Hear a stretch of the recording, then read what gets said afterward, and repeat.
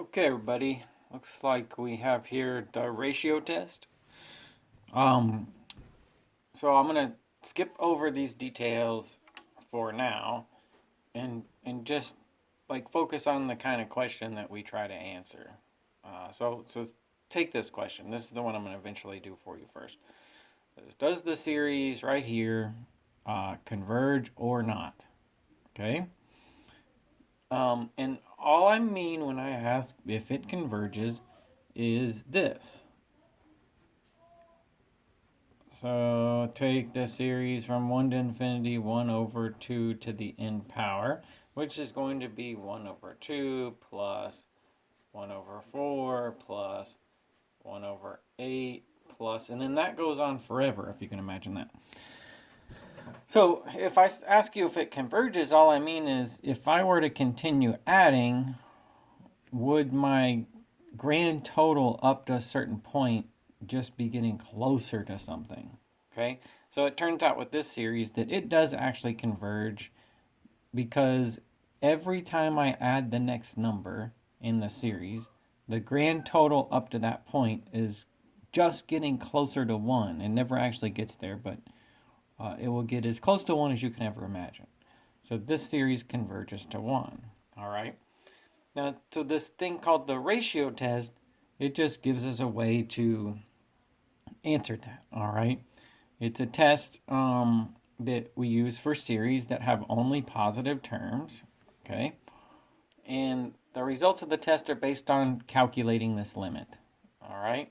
So you have a series, you calculate this limit, you get a number, and all depending on whether that number is less than 1 or greater than 1, you make a conclusion about that the series converges or diverges. Okay? All right, so let's do this one in two parts, all right? So let's say, like, first of all, does this series converge? Well, short answer is it's a geometric series. Okay? So to answer my question initially, I'd say yes, because it's a geometric series and r is equal to a half. So that's one way you can answer the question. But I wanted to also show you with the ratio test, because that's what the lesson's about. Okay? So let's say first, all right, here's my first answer, that series would converge. In fact, it converges to 1. But I know that because it's a geometric series and r for that series is a half. So what about using the ratio test? Okay. I would like to get the same conclusion by using the ratio test.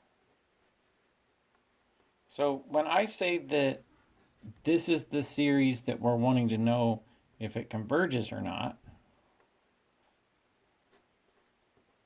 then all I'm saying in terms of the ratio test is that this part right here is the a sub n, all right? So this is a sub n. So we do this limit a sub n plus 1 over a sub n, all by thinking that that's a sub n. 1 over 2 to the n power is a sub n, okay? So here's how that limit right here is going to look. So it's a limit, n goes to infinity, a sub n plus 1 over a sub n will look this way. Limit n goes to infinity. Now, a sub n just is this, and a sub n plus 1 is this with an n plus 1 in place of the n, all right? So what that's going to look like is 1 over 2 to the power n plus 1 over 1 over 2 to the n. Okay? So there's our limit that we use to use the ratio test. Here's what it is for that problem. All right? Now, in order to do this limit, it's usually going to take some simplifying. So let's see. Like, first of all, I'll divide this out.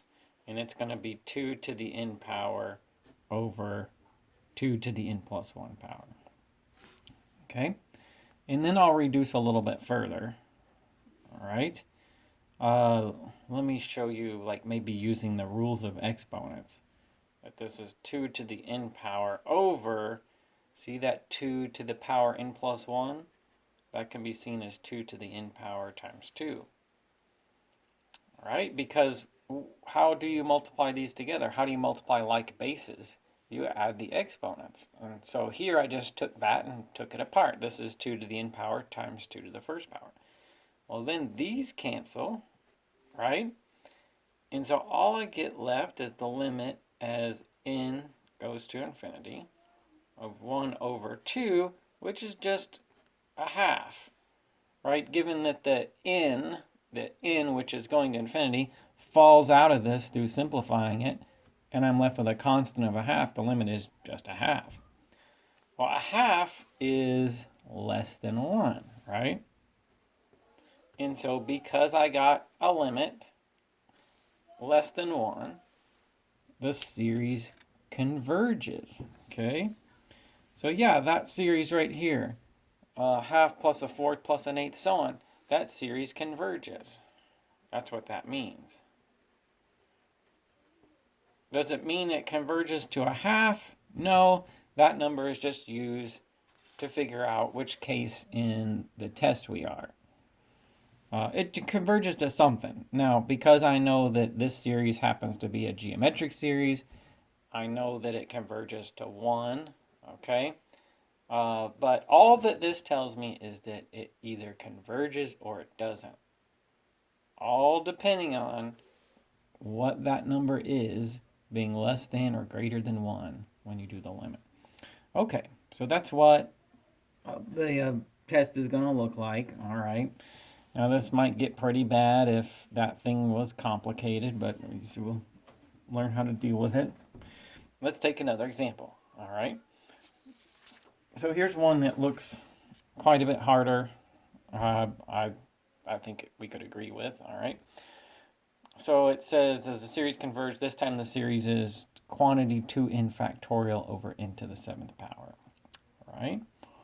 So how about this? Like, I'll need to do this limit right here.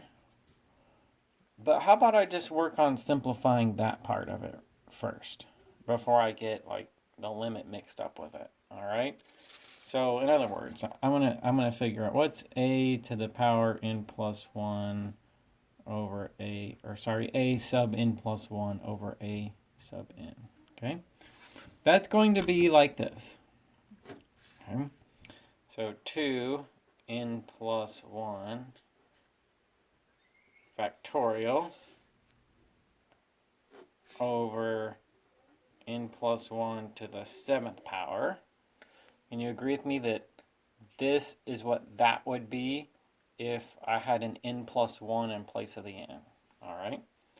And then down here I'll get 2n factorial over n to the 7th power. All right, so that's what I get initially. And I'm going to have to do upon this limit right here.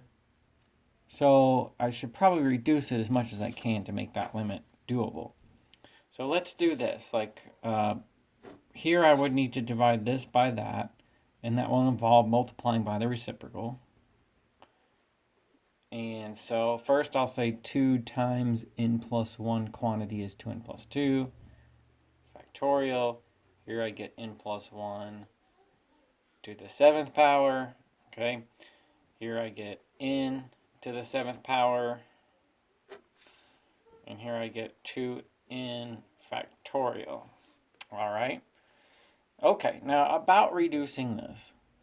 Probably the powers can be combined, and probably the factorials can be reduced.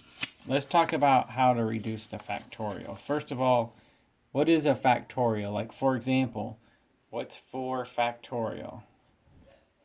4 times 3 times 2 times 1, which is 24. That's how factorials are calculated.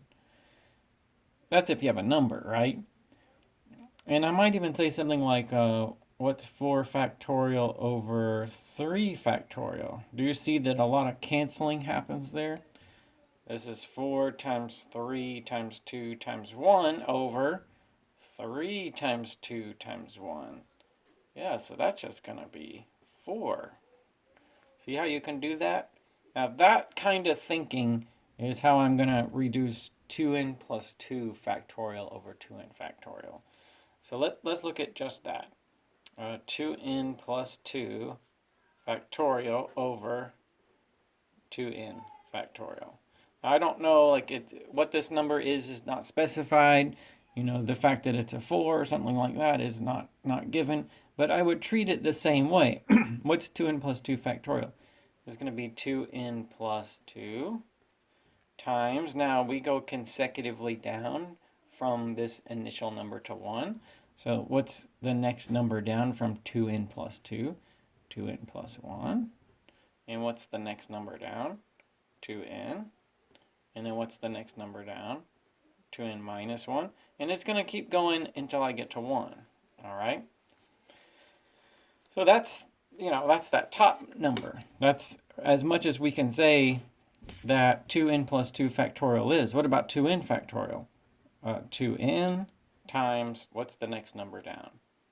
2n minus 1.